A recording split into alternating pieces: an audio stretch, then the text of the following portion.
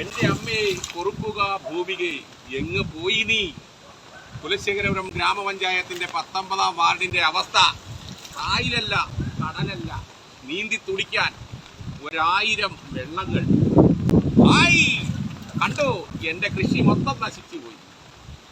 നിങ്ങളെ കുലശേഖരൻ ഗ്രാമപഞ്ചായത്തിൽ ഈ പൈസ കൊടുക്കുമ്പോഴേ, കൃഷിക്ക് പൈസ കൊടുക്കുമ്പോൾ നിങ്ങൾ എന്നെ ഓർക്കാതിരിക്കരുത്.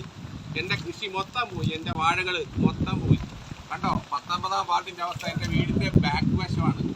കഴിഞ്ഞ 19 വർഷമായി സുനാമി വന്നിട്ട്, കഴിഞ്ഞ 17 വർഷം കഴിഞ്ഞ് സുനാമി വന്നിട്ട്, ഈ 17 വർഷം കൊണ്ട് ഒരു റോഡിന് വേണ്ടി ഞാൻ നല്ല ഒരു റോഡ് സഞ്ചരിക്കാൻ വേണ്ടി ഒരു റോഡിന് വേണ്ടി കുലശേഖരൻ ഗ്രാമപഞ്ചായത്തിൽ ഒരുപാട് അപേക്ഷകൾ കൊടുത്തു.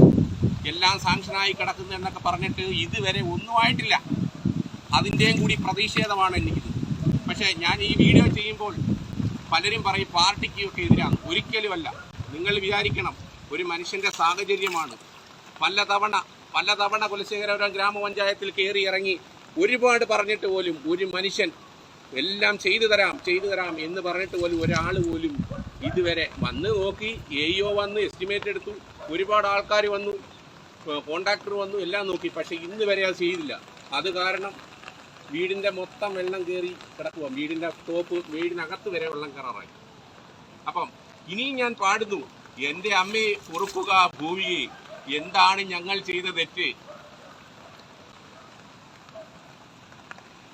വാഴയൊക്കെ നിർത്താൻ മോളെ, ആ വാഴയും ആ സംഭവം എല്ലാം നിർത്തേ. ഇത് കണ്ടോ, ഈ കിടക്കുന്ന കടലല്ല കായലല്ല